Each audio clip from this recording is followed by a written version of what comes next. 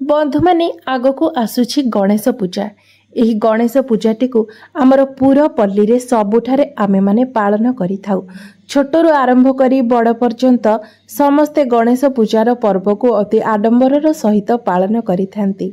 विद्यार्थी माने निजर विद्यालय रे पालन करि थांती एवं आमे माने निजर गाँ रे एवं सहर रे मध्य गणेश पूजार पालन करि थाउ। एपरिकी किछि व्यक्ति निजर घरे मध्य गणेश पूजार पर्व को पालन करि थांती।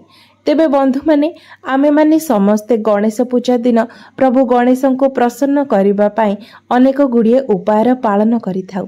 तेबे आजिर एही भिडियो रे मु आपण मानकु एपरि 6टी उपाय विषय कहिबाको जाउछि, जेउ 6टी उपाय द्वारा आपण अति शीघ्र प्रभु श्री गणेश को प्रसन्न करि पारिबे। बंधु माने गोटे गुरुत्वपूर्ण कथा हेउछि, जदि आपण भगवान श्री गणेश को प्रसन्न करि दियंती तेबे माँ लक्ष्मी आपे आपे आपणको उपरे प्रसन्न होई जायंती। प्रभु गणेशଙ୍କ सहित माँ लक्ष्मी मध्य आपणकर गृह को आगमन करिथांती। आपणको उपरे जदि प्रभु गणेशଙ୍କର आशीर्वाद रहे तेबे माँ लक्ष्मीଙ୍କର आशीर्वाद मध्य आपे आपे आपणको प्राप्त होई जाई थाए। तेबे प्रभु गणेश को प्रसन्न करिबा द्वारा आपणको गृहरे सर्वदा सुख समृद्धिर वास होई थाए।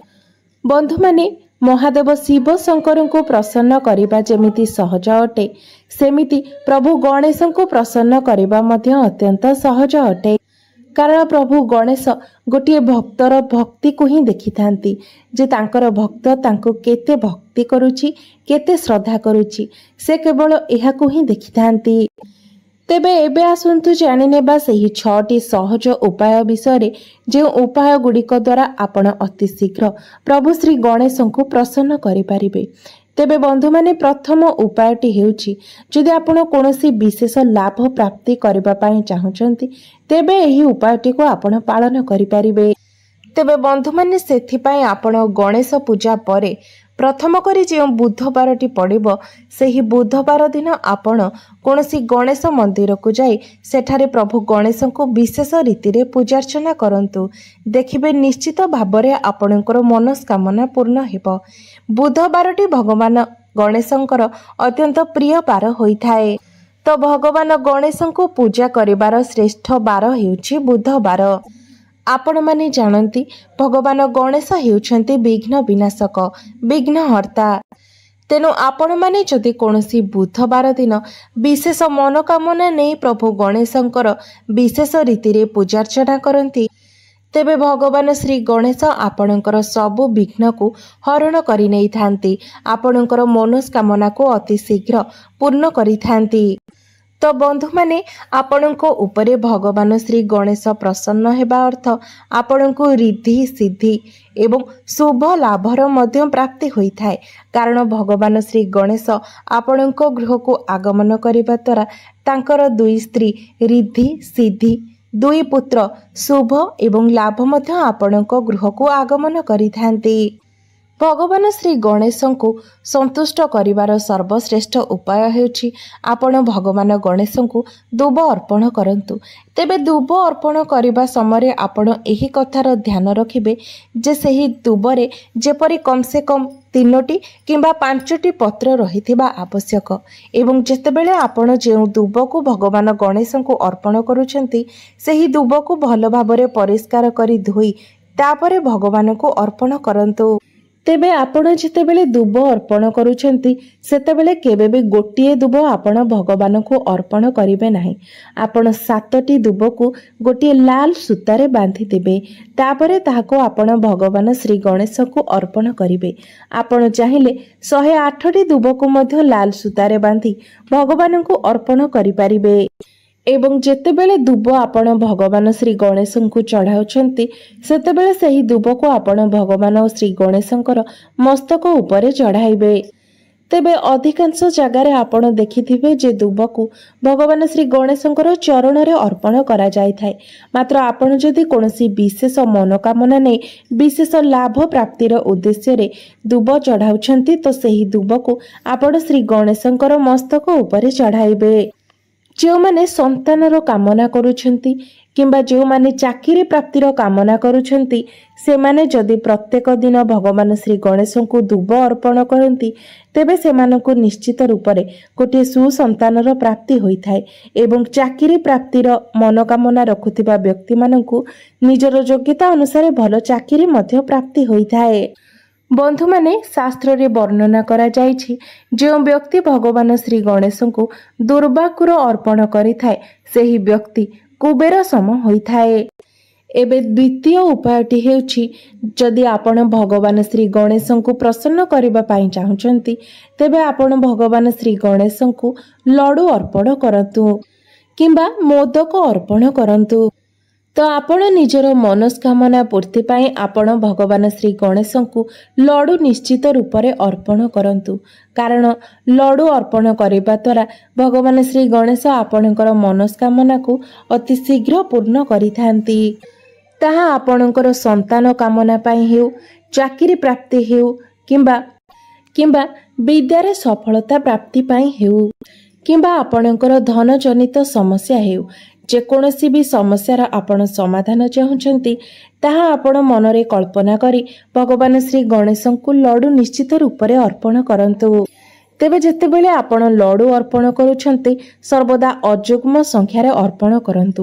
1ରୁ ଅଧିକ ଅର୍ଥାତ୍ 3, 5, 7, 9 ଏହିଭଳି ଆପଣ 108ଟି ଲଡୁ ମଧ୍ୟ ଭଗବାନଙ୍କୁ ଅର୍ପଣ କରିପାରିବେ। ତେବେ ମନେ ରଖିବେ ଯେ ଅଯୁଗ୍ମ ସଂଖ୍ୟାରେ ଆପଣ ଲଡୁ ଅର୍ପଣ କରିବେ ଏବଂ ଲଡୁ ଭୋଗ କରିସାରିବା ପରେ ସେହି ଲଡୁକୁ ଆପଣ ଛୋଟ ପିଲାଙ୍କ ମଧ୍ୟରେ ବାଣ୍ଟି ଦିଅନ୍ତୁ। ସେହିଭଳି ଭାବରେ ଆଉ ଗୋଟିଏ ଜିନିଷ ହେଉଛି କଦଳୀ।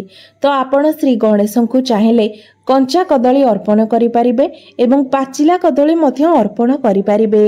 ଏବଂ ଯେତେବେଳେ ଆପଣ କଦଳୀ ଅର୍ପଣ କରୁଛନ୍ତି ସେତେବେଳେ କଦଳୀକୁ ମଧ୍ୟ ଆପଣ ସର୍ବଦା ଅଯୁଗ୍ମ ସଂଖ୍ୟାରେ ଅର୍ପଣ କରିବେ ଏବଂ 1ରୁ ଅଧିକ ଅର୍ପଣ କରିବେ।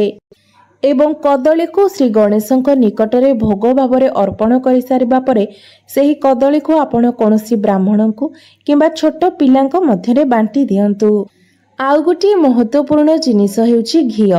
ଘିଅ ମଧ୍ୟ ଶ୍ରୀ ଗଣେଶଙ୍କୁ ଅତ୍ୟନ୍ତ ପ୍ରିୟ ହୋଇଥାଏ। ତେବେ ଆପଣ ଶ୍ରୀ ଗଣେଶଙ୍କ ନିକଟରେ ଗୁଆ ଘିଅର ଦୀପ ପ୍ରଜ୍ୱଳନ କରନ୍ତୁ କିମ୍ବା ହୋମ ସମୟରେ କିଛି ଗୁଆ ଘିଅ ଆପଣ ଅର୍ପଣ କରନ୍ତୁ। ଆଉ ଗୋଟିଏ ଜିନିଷ ହେଉଛି ଲାଲ ରଙ୍ଗର ସିନ୍ଦୁର।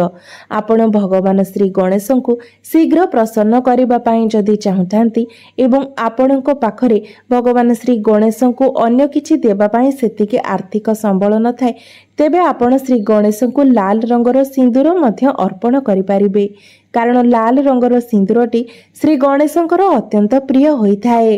ଏବଂ ଯେତେବେଳେ ଆପଣ ସିନ୍ଦୁର ଭଗବାନଙ୍କୁ ଅର୍ପଣ କରୁଛନ୍ତି ତେବେ ଭଗବାନଙ୍କର ମଥାରେ ଲଗାଇବା ସମୟରେ ଯେଉଁ ସିନ୍ଦୁର ତାଙ୍କର ଚରଣ ତଳକୁ ଖସି ପଡ଼େ ସେହି ସିନ୍ଦୁରକୁ ଆପଣ ସାଇତି ରଖନ୍ତୁ ଏବଂ ଆପଣ ଯେଉଁ ବି ଗୁରୁତ୍ୱପୂର୍ଣ୍ଣ କାର୍ଯ୍ୟରେ ବାହାରକୁ ଯାଉଛନ୍ତି ଯିବା ପୂର୍ବରୁ ସେହି ସିନ୍ଦୁରରୁ ଟିକିଏ ଆପଣ ନିଜ ମଥାରେ ଲଗାଇ ନିଅନ୍ତୁ।